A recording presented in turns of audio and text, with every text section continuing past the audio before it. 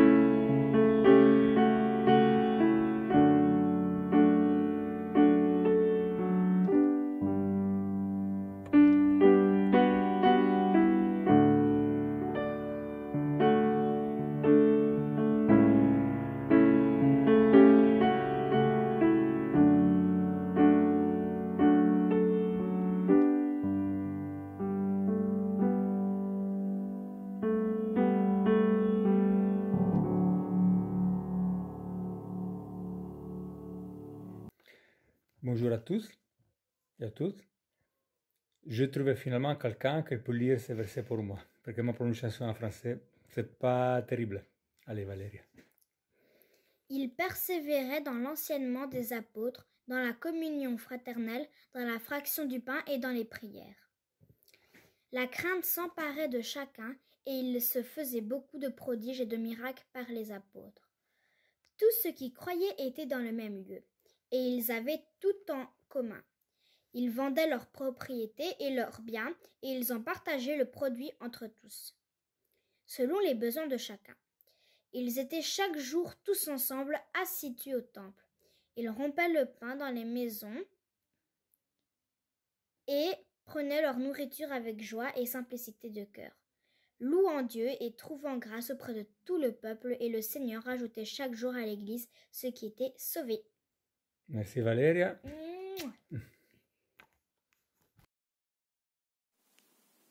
Je vous invite à prier ensemble. Seigneur Jésus, nous te demandons instamment ta présence aujourd'hui pour ce culte, ce moment spécial pour nous. C'est un moment où nous voulons célébrer cette Sainte Seine. Une Sainte Seine, c'est toujours quelque chose de spécial, mais en ces temps de confinement, c'est une Sainte Seine très spéciale. Tu sais que c'est parfois difficile pour nous de vivre ces moments éloignés les uns des autres, encore plus quand les conditions sanitaires ne sont pas là. Seigneur, nous avons une pensée particulière pour les frères et sœurs qui sont isolés, qui sont seuls pendant ce confinement. Seigneur, tu as voulu que ton Église soit Église. Tu as d'ailleurs instauré cette Sainte Seine comme un moment particulier, un moment de repas fraternel, dernier repas avec tes disciples avant ton sacrifice sur la croix. Seigneur, tu savais que c'était important que nous te retrouvions, que nous nous retrouvions tous, parfois, ensemble, autour d'un moment fraternel pour partager et réfléchir aux choses importantes. Particulièrement, Seigneur, en ce jour, pour ton sacrifice. Seigneur, merci d'avoir voulu ces moments particuliers, car tu sais parfois que dans la frénésie des choses, des activités qui s'enchaînent, nous ne prenons pas souvent le temps. Mais toi, tu as arrêté ce moment particulier pour que nous puissions nous poser avec toi, t'accorder du temps, que tu nous accordes du temps. Alors Seigneur, nous te demandons instamment de nous faire particulièrement sentir ta présence, que nous puissions aussi entendre les pensées et les prières que nous avons les uns pour les autres, frères et sœurs de l'Église éloignés, que nous puissions nous sentir vivifiés par ce sentiment que, malgré la distance, nous sommes là, tous ensemble, autour de toi. Que nous puissions réfléchir particulièrement dans ces moments où nous sommes face à des contraintes, face à des renoncements. Seigneur, que nous puissions justement réfléchir à toi, ce que tu as fait pour nous, et ce que tu nous invites à faire pour les autres. Ce sacrifice que tu as montré comme exemple. Et nous en te remercions, Seigneur, que nous puissions le partager, Seigneur, de manière spéciale ce matin, par nos prières, par nos chants, par ce moment de culte, même si nous sommes loin des autres et seulement virtuellement connectés. Seigneur, merci pour ces moments, que cette Sainte Seine soit bénie. Au nom de Jésus. Amen. Bonjour à tous et bienvenue à cette rencontre qui sera une rencontre spéciale, puisque c'est une journée non seulement de sabbat, mais nous allons vivre quelque chose ensemble pour la toute première fois, je pense, de notre histoire à nous tous. Cette semaine, celle qui vient de se finir, elle a peut-être été bonne, elle a peut-être été moins bonne, voire mauvaise, mais le fait est que nous sommes là, réunis. Et même si nous ne pouvons pas être ensemble, nous sommes unis dans l'Esprit du Seigneur. Et puisque l'Esprit du Seigneur est au milieu de nous, et puisque le Seigneur accomplit toujours ses promesses, en ce jour du sabbat, alors que les églises adventistes et les autres églises sont fermées, ce jour du sabbat, nous pouvons dire qu'il y a plus d'églises adventistes dans notre fédération que jamais, parce que chaque foyer qui est réuni au nom de Jésus, chaque foyer adventiste est de fait aujourd'hui une église adventiste, une église à la maison, une famille qui est une église. Et ça, c'est formidable. Et qu'on puisse vivre ensemble la Sainte Seine et le lavement des pieds, même sur la distance, pour moi, c'est quelque chose de magnifique. J'aimerais qu'on puisse prendre la Bible pour lire le texte de base, on l'a entendu juste avant, mais j'aimerais qu'on puisse le relire. Actes chapitre 2, du verset 42 au 47. Il s'était assidu à l'enseignement des apôtres, à la communion fraternelle, au partage du pain et aux prières. La crainte s'emparait de chacun et beaucoup de prodiges et de signes se produisaient par l'entremise des apôtres. Tous les croyants étaient ensemble et avaient tout en commun. Ils vendaient leurs biens et leurs possessions et ils partageaient le produit entre tous, selon les besoins de chacun. Chaque jour, ils s'étaient assidus au temple d'un commun accord. Ils rompaient le pain dans les maisons et ils prenaient leur nourriture avec allégresse et simplicité de cœur. Ils louaient Dieu et avaient de la faveur de tout le peuple. Et le Seigneur ajoutait chaque jour à la communauté ceux qu'il sauvait. Pour les premiers chrétiens, alors que pour nous, célébrer la Sainte Seine et le lavement des pieds est pour nous quelque chose d'exceptionnel, pour eux c'était quelque chose de normal et de naturel. Quelle est la description que la Bible, en tout cas que le livre des Actes des Apôtres nous donne des premiers chrétiens? Relisons le verset 42 des Actes chapitre 2. Ils s'étaient assidus à l'enseignement des apôtres, à la communion fraternelle, au partage du pain et aux prières.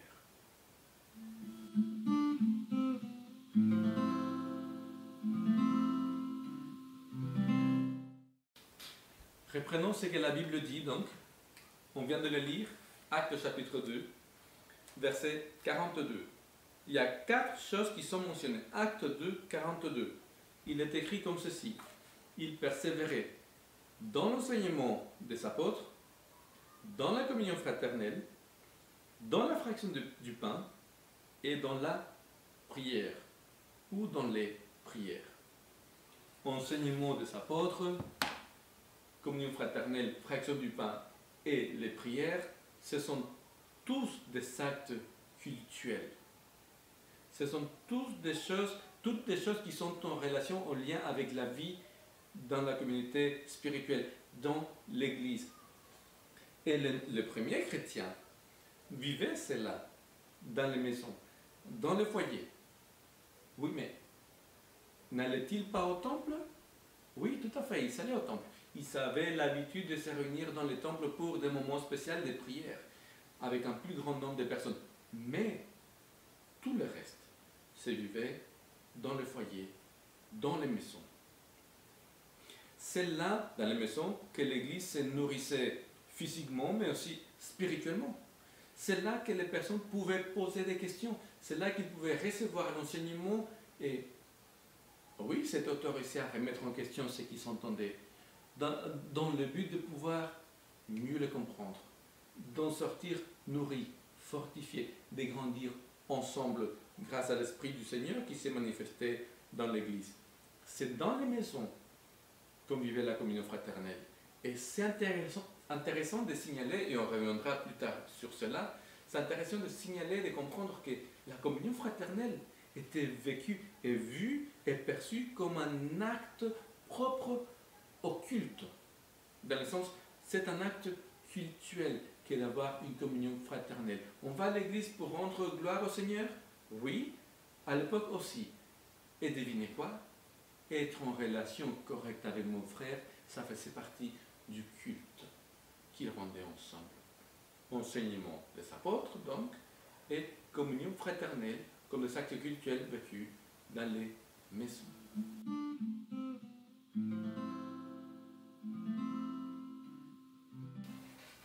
Mais il n'y avait pas que la communion fraternelle, il n'y avait pas que l'enseignement des apôtres, il y avait aussi le partage du pain.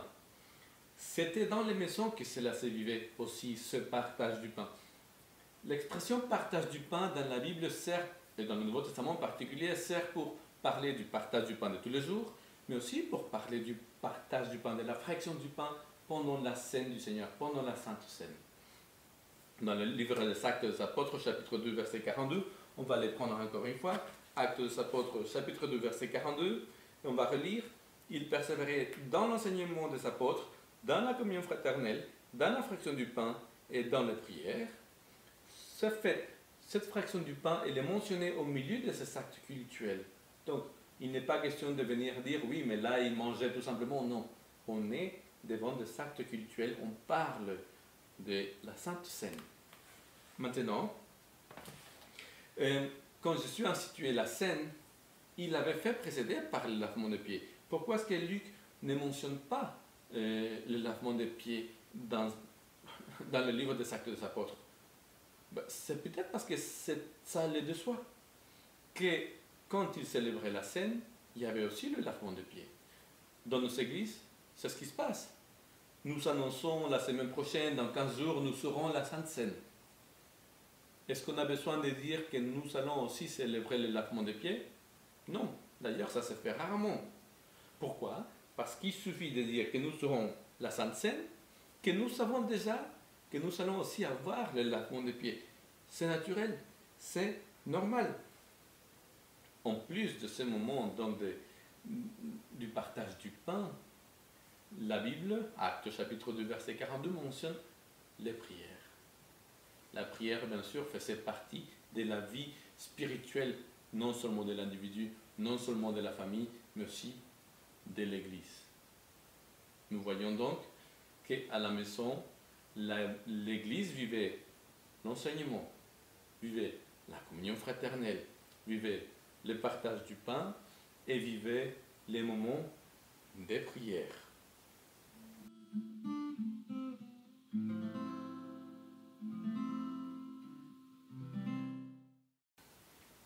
Ce n'est pas la première fois que Luc, l'auteur des Actes des Apôtres, parle de la Sainte Seine. Luc a aussi écrit l'Évangile selon Luc. Et là, il avait déjà abordé le thème de la Sainte Seine. Quelle était sa préoccupation? Quel était le message qu'il voulait transmettre lorsqu'il a écrit l'Évangile? Quand on prend l'Évangile de Luc au chapitre 22, on trouve la description de ce qui se passe, de ce qui s'est passé lors du dernier repas de Jésus avec ses disciples. C'est tout le chapitre 22 qui va faire la description. Mais quand on arrive au verset 17, même avant, quand on arrive au verset 14, on va sentir quelque chose de particulier. Il va écrire, quand l'heure fut venue, Luc 22, 14, il s'est mis à table avec les 12 apôtres. Il leur dit, j'ai vivement désiré manger cette Pâque avec vous avant de souffrir. Car je vous le dis, je ne la mangerai plus jusqu'à ce qu'elle soit accomplie dans le royaume de Dieu. Puis il prit une coupe, remercia Dieu et dit, prenez cette coupe et partagez-la entre vous. Car je vous l'ai dit désormais, je ne boirai plus du fruit de la vigne jusqu'à ce que le royaume de Dieu soit venu.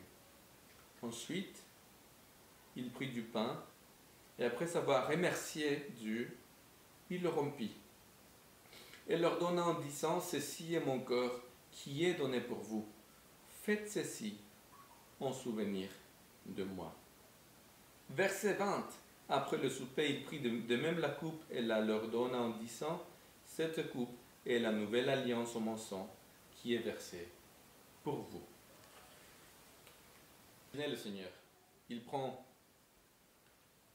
le vin, il verse dans la coupe, et certainement ce n'était pas une petite coupe comme dans les églises, c'est une grande coupe dans laquelle tout le monde pouvait boire. Il a fait circuler. La première, c'est mon sang. La dernière qu'il va leur donner, parce qu'il y a plusieurs coupes qui circulaient, à plusieurs reprises, c'est l'alliance. Il va prendre le pain, il va faire les gestes que nous faisons à l'église à chaque fois, il brise le pain et le distribue. Prenez, ceci est mon corps. Dans le récit de la scène que Luc donne dans son évangile, on ressent cette intensité, cette intimité que Jésus veut vivre avec ses disciples. On dirait qu'il ne veut plus simplement être Dieu avec les humains, tel que Matthieu le dit, on dirait que Jésus veut être Dieu en nous. Et quel est l'avantage que Dieu soit en nous? Dieu veut être en nous pour pouvoir vivre et faire sa volonté, accomplir sa volonté dans nos vies. C'est d'ailleurs la seule façon que nous ayons pour pouvoir accomplir la volonté de Dieu, s'il habite dans notre vie.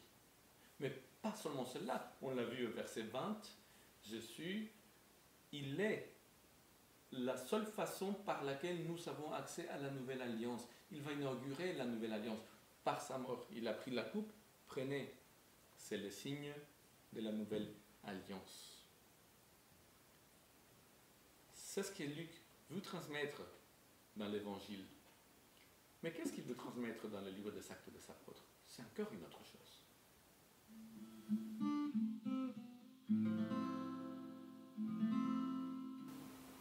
Dans le livre des Actes des Apôtres, quand on reprend le thème de la scène, quand on reprend à chaque fois que le livre des Actes des Apôtres mentionne le partage du pain, que ce soit la scène ou que ce soit un autre repas que l'Église vit en tant que communauté, ce moment du partage du pain, ce moment de rupture du pain pour le donner aux autres, est toujours un thème à l'intérieur d'un autre thème. Et qu'on dirait que c'est le thème qui va porter le reste. C'est la communion, c'est la fraternité, c'est l'unité, c'est la solidarité que l'Église, la première Église, vivait tout ensemble. C'est quelque chose qu'on dirait que l'apôtre, que Luc voulait apporter à ses lecteurs. C'est comme s'il voulait que ça reste gravé dans leur tête, dans leur pensée.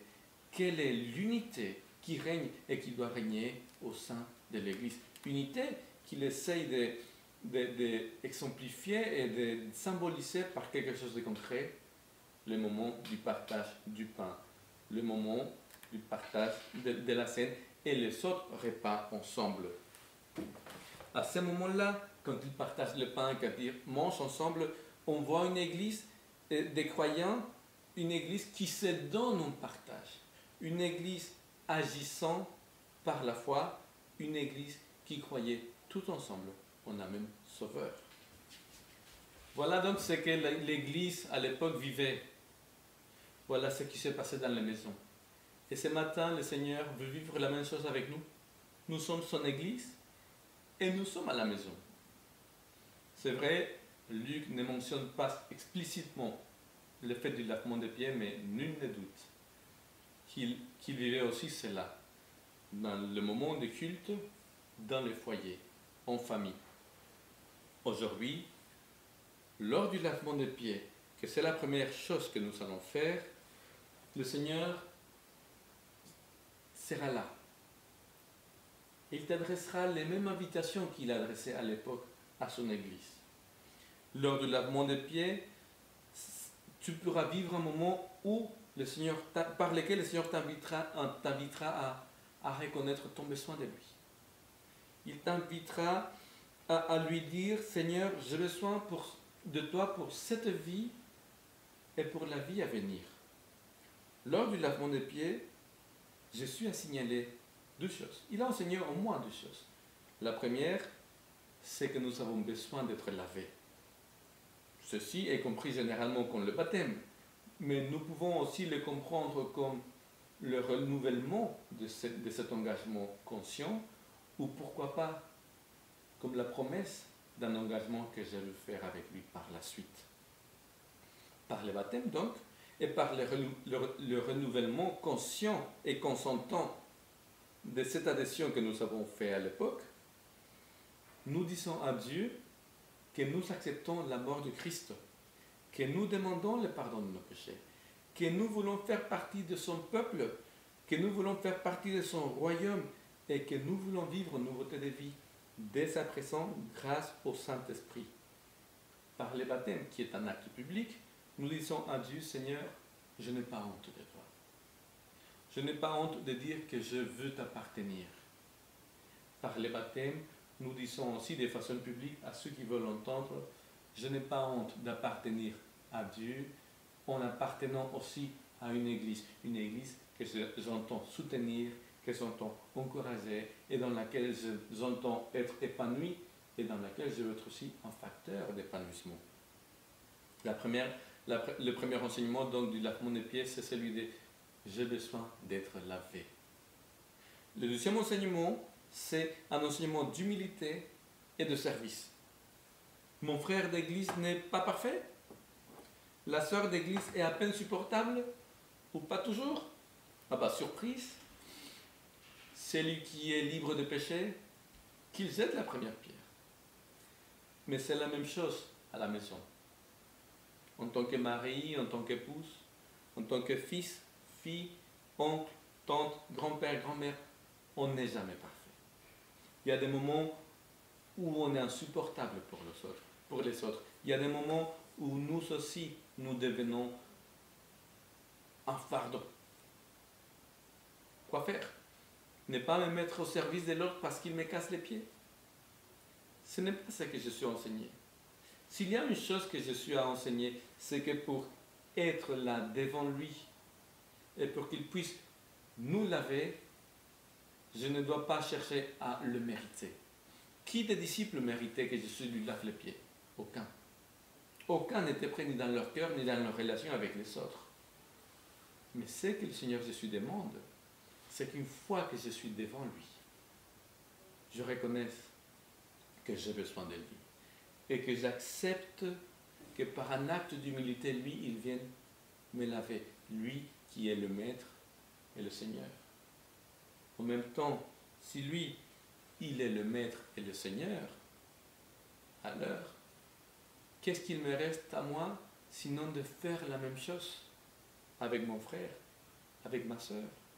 Qu'est-ce qu'il me reste à moi sinon de me mettre humblement à leur service, non parce qu'ils le mériteraient, ou non parce que je le ferai de ma propre bonté personnelle et naturelle, non. Je ne peux suivre l'exemple de Christ que parce que lui, il habite en moi. Que parce que lui, il me pousse à le faire. Et ce que je fais dans l'Église, je le fais au nom du Christ, et je le fais pour le Christ, je le fais par amour à Christ et par amour à ceux qui m'entourent. Humilité et service et adhésion consciente à celui qui me sauve.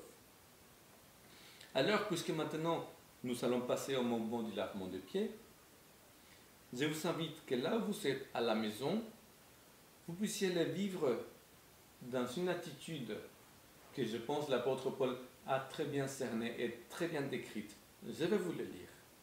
L'apôtre Paul a dit ceci: s'il y a donc quelque encouragement dans le Christ, s'il y a quelque réconfort de l'amour, s'il y a quelque communion de l'esprit, s'il y a quelque tendresse et quelque magnanimité, comblez-moi à joie en étant bien d'accord.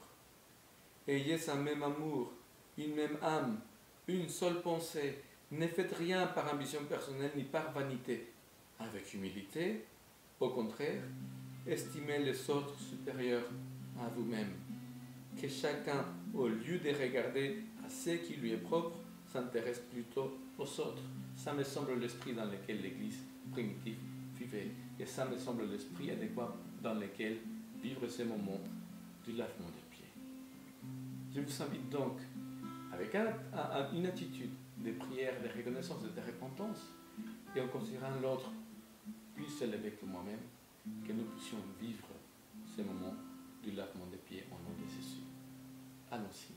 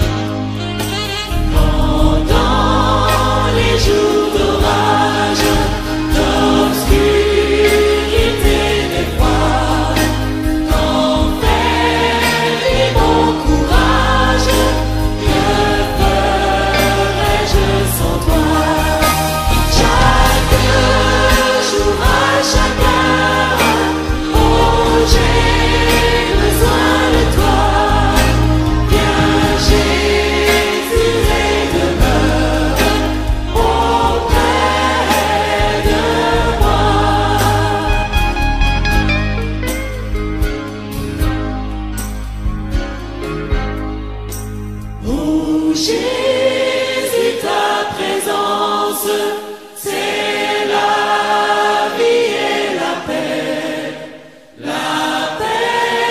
dans la souffrance et la vie à jamais.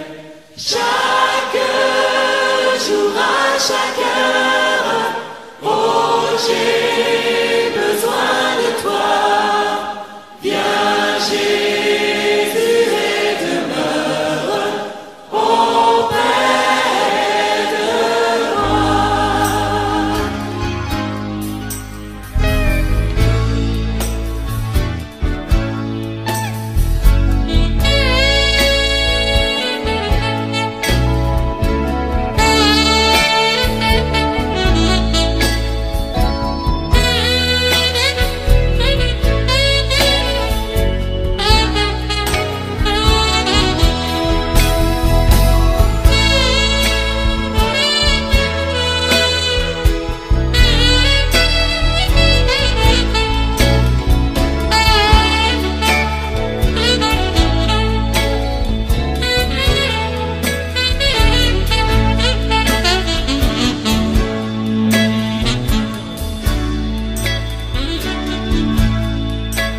Oh Jésus, ta présence, c'est la vie et la paix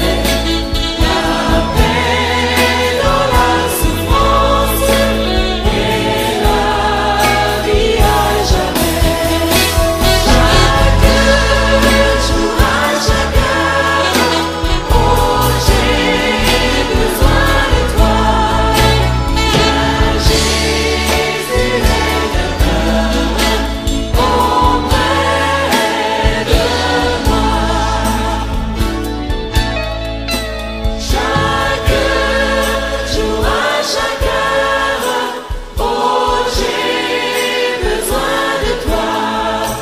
Viens Jésus et demeure auprès de moi.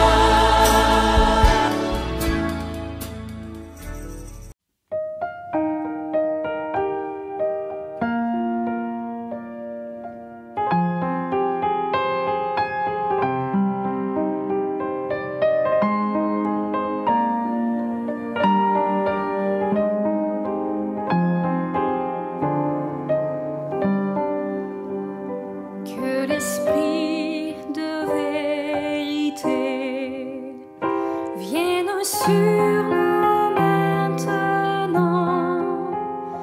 pour que nous puissions te ressembler et savoir prier. Notre Père qui es aux cieux, que ton nom soit sanctifié, que ton règne vienne,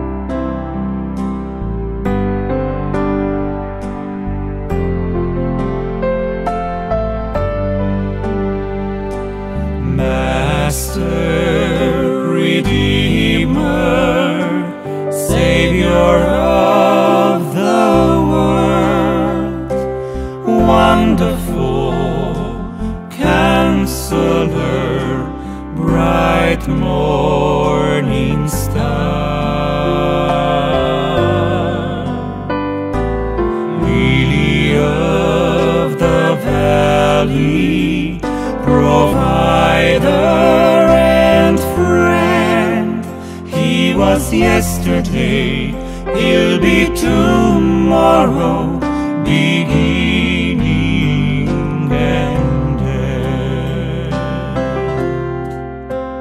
But the angel called him Jesus,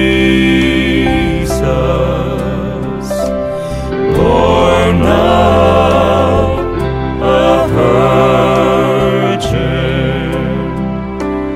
Mary called him Jesus, but I call him Lord. Jehovah, Messiah, mighty God and King. He's the lasting one of love that I see.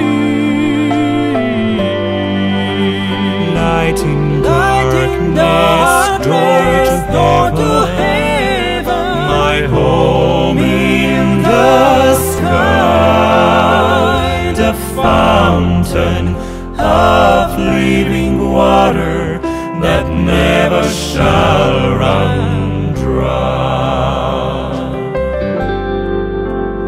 But the angel called him Jesus,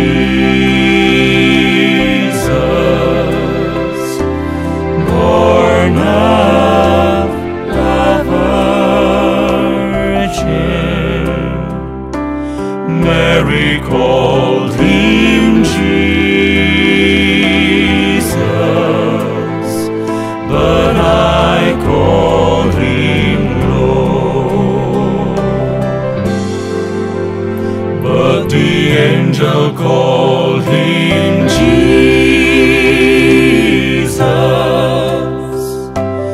born of a virgin. Mary called him Jesus, but I call him Lord.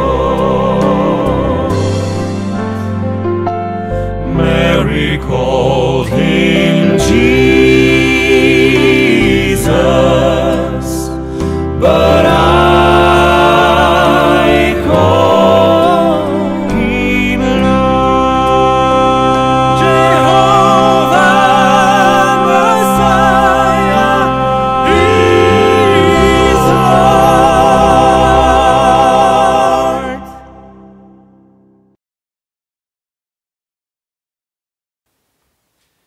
Dans le livre des Actes des Apôtres, la fraction du pain, les moments de la communion, le moment de la scène, c'était le moment, c'était l'expérience par laquelle l'Église montrait que rien ne devait la diviser.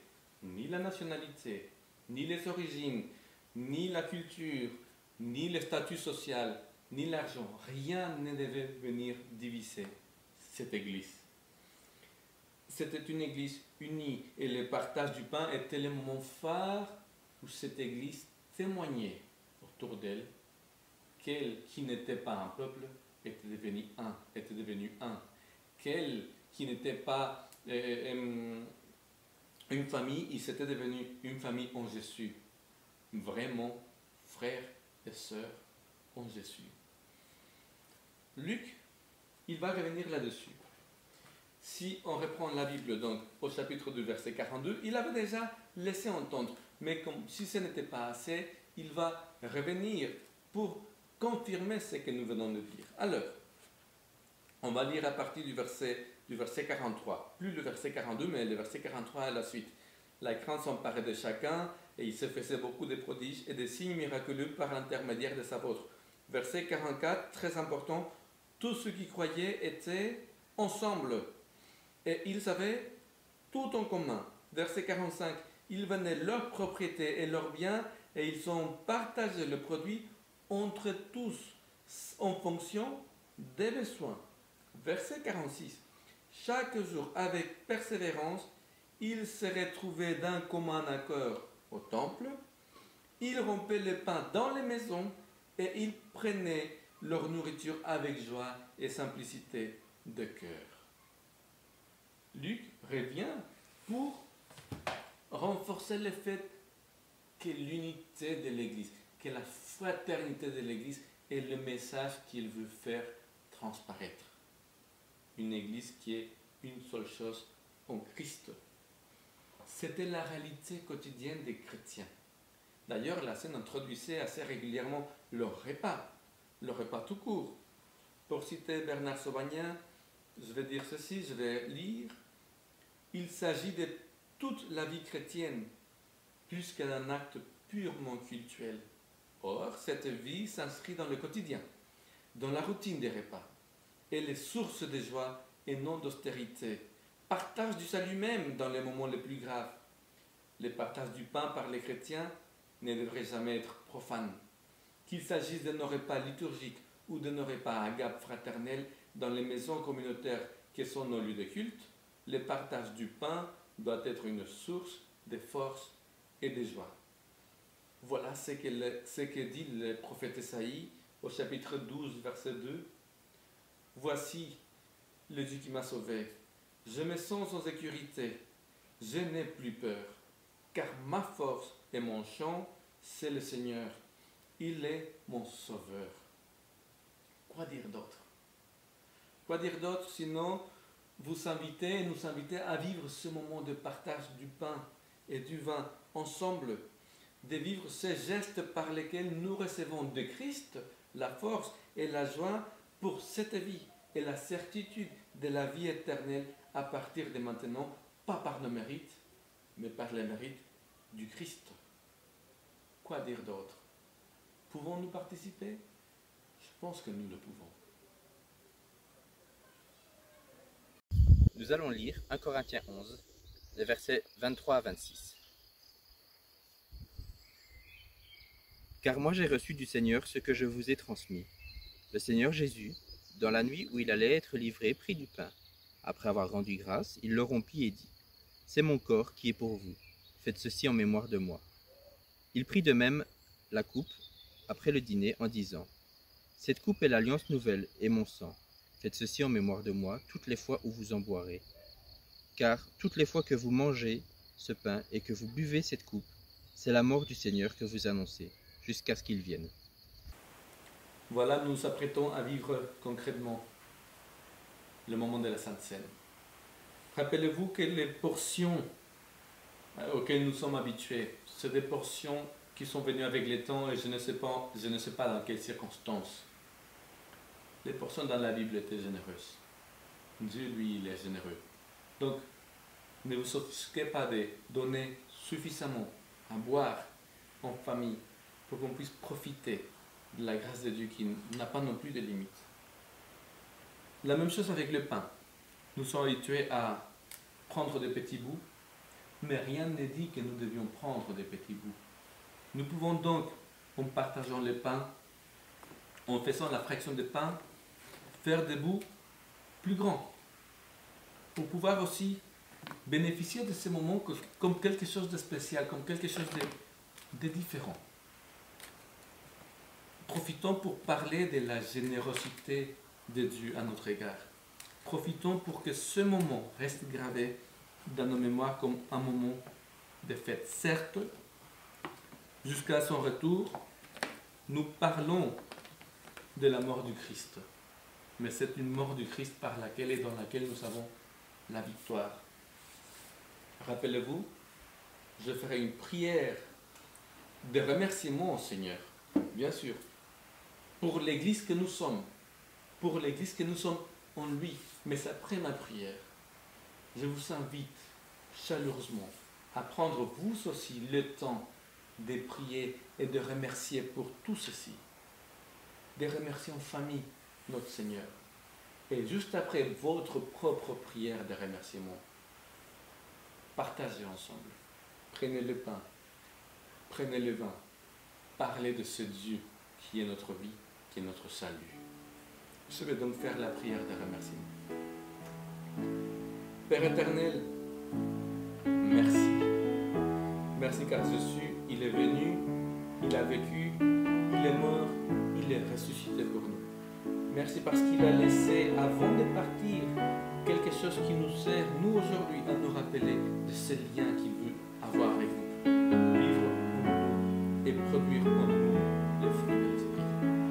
Merci Seigneur parce que grâce à ces symboles, nous avons l'occasion de vivre dans les églises, dans les foyers, aujourd'hui encore dans des cas particuliers, revivre ces moments intenses dans lesquels tu as dit, prenez, mangez, ceci est mon corps, ceci est mon sang.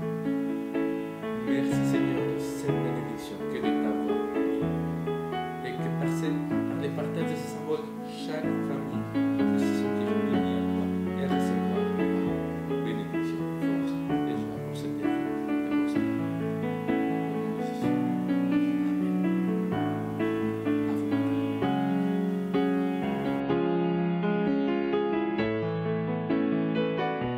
Amen.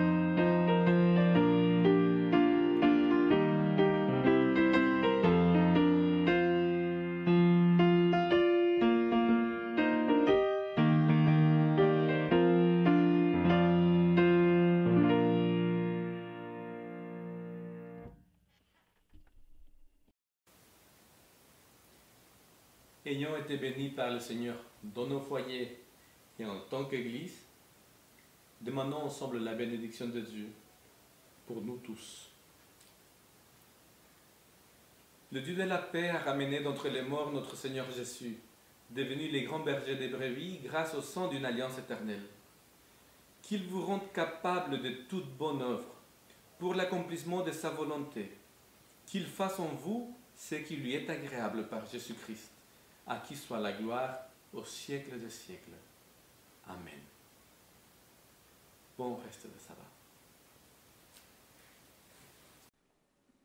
There's no need in standing up for the right unless you're gonna stand up against the wrong. Tell me how you're gonna ever stop being weak unless you make your mind up to be strong. Well, you gotta do right, 'cause it won't be long, it won't be long.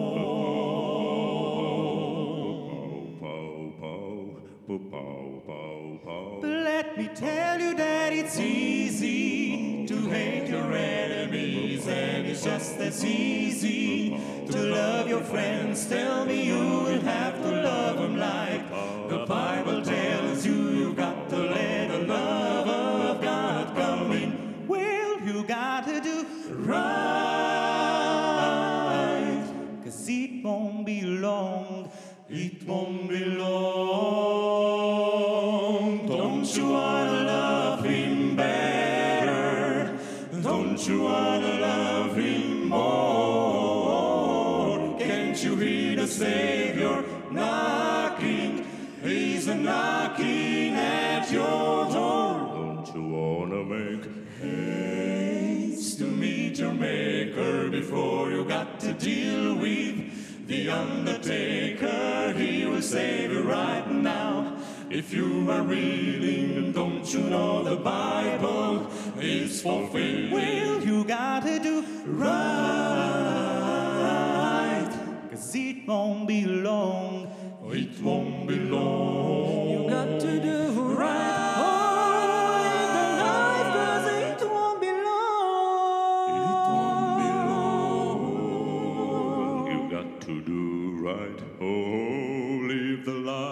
You got to do right, oh, live the life. You got to do right, oh, live the life. Well, you got to do right.